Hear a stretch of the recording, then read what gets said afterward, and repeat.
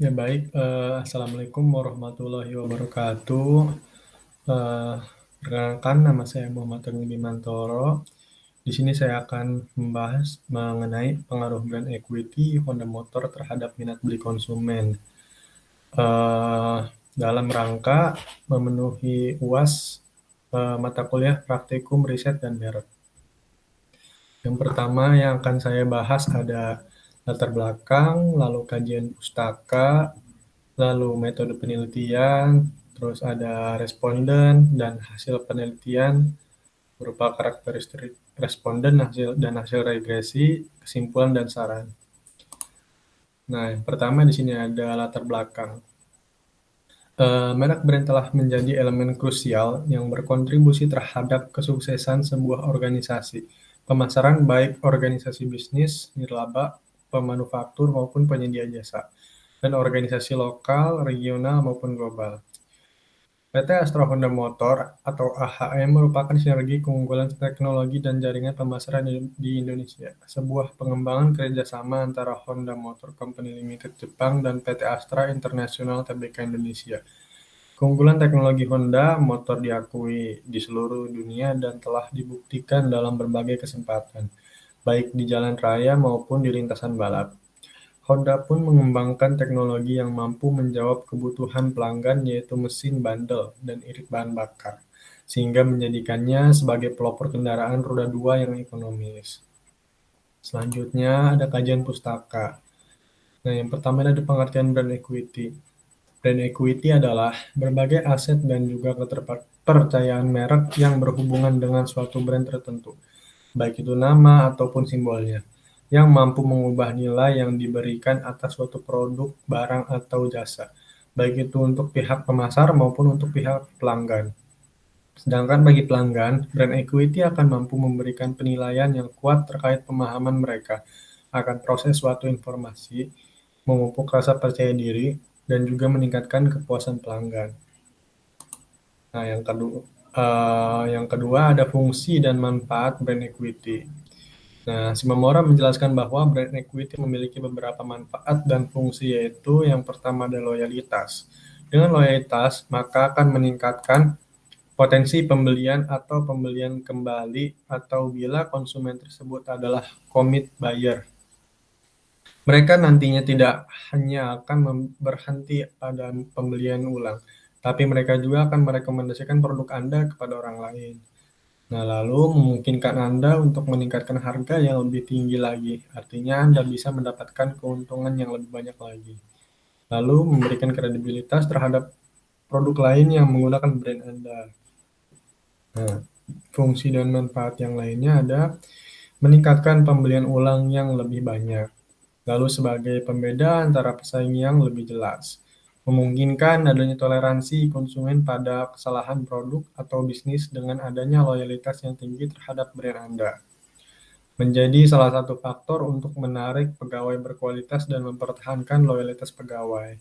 Nah, yang terakhir, menarik konsumen untuk hanya menggunakan faktor brand saat membeli suatu produk. Nah, baik, di sini selanjutnya ada karakteristik responden. Nah, dari data yang sudah saya kumpulkan, terkumpul 71 jawaban. Dan yang pertama di sini ada jenis kelamin. Jenis kelamin untuk laki-laki menghasilkan jawaban 43 orang dengan persentase 60,6%. Dan wanita menghasilkan 28 orang dengan persentase 39,4%. Lalu di bagian usia, eh,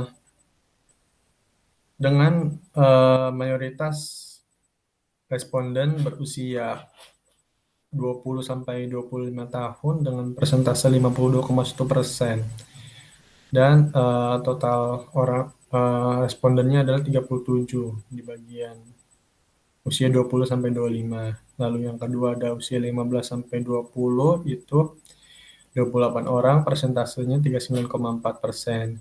Dan usia 25 sampai 30 tahun berjumlah 6 orang dengan persentase 8,5% dan 30 tahun ke atas 0,0%. Dan di sini ada pendapatan mayoritas pendapatan dari responden yang saya kumpulkan adalah 2 juta ke atas dengan persentase 33,8%, yaitu 24 orang, lalu 100.000 sampai 500.000 19,7%, 14 orang, begitu juga dengan 500.000 sampai 1 juta hasilnya sama. Lalu ada 1.500.000 sampai 2 juta, itu 11 orang, persentase 15,5%, dan yang terakhir 1 juta sampai 1.500.000 itu 8 orang, persentasenya 11,3%. Dan ini beberapa dari responden saya yang menggunakan produk motor Honda. Persentasenya yang iya adalah 74,6% dan yang tidak 25,4%. Nah, lalu di sini ada hasil regresinya ya. Nah, di sini ada summary output-nya. Ini adalah hasil regresi statistik yang sudah saya buat di Microsoft Excel. Nah, di sini dijelaskan di multi R-nya. 0,93%, 0,93 berarti itu hasil adalah 93%. Dan beberapa di bawahnya. Nah, ini penjelasannya. Berdasarkan hasil dari analisis data tersebut menunjukkan bahwa korelasi antara variabel X dan Y itu kuat. Hal itu terlihat dari multiple R yang menunjukkan angka sebesar 0,93 atau 93%. Artinya hubungan antara X dan Y linear, ada hubungan antara brand equity dan keputusan pembelian. Dan nilai koefisien determinasi atau brand equity mempengaruhi keputusan pembelian dapat dilihat dari R-square atau just R yang mendapat angka 0,86, sehingga koefisien determinasinya adalah 86%. Dengan demikian, dapat dikatakan bahwa besarnya pengaruh brand equity terhadap keputusan pembelian adalah 86% dan sisanya 14% dipengaruhi oleh variabel atau faktor lain di luar dari brand equity itu sendiri. Nah, dan menghasilkan kesimpulan dan saran. Kesimpulannya, berdasarkan analisis dan pembahasan di atas, maka dari hasil penelitian ini dapat disimpulkan sebagai berikut. Yang pertama ada tingkat brand equity dan tingkat keputusan pembelian produk Honda Motor di mata responden adalah tinggi.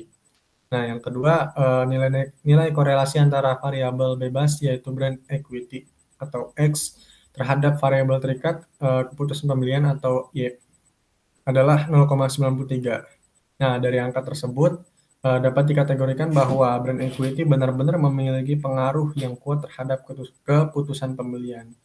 Yang ketiga, pengaruh brand equity terhadap keputusan pembelian adalah sebesar 86% dan sisanya sebesar 14%, dipengaruhi oleh variabel atau faktor lain. Nah, sarannya, dengan banyaknya produk motor Honda yang ada di pasaran dan juga tidak adanya suatu keputusan pembelian konsumen yang bersifat permanen atau terus-menerus, maka agar produk Honda Motor tidak ditinggalkan oleh konsumennya, diperlukan untuk terus berupaya meningkatkan brand equity melalui peningkatan kualitas produk, bentuk layanan lain, untuk meningkatkan kepercayaan dan kepuasan konsumen terhadap suatu merek atau brand. Nah, sekian presentasi dari saya, kurang lebihnya mohon maaf. Assalamualaikum warahmatullahi wabarakatuh.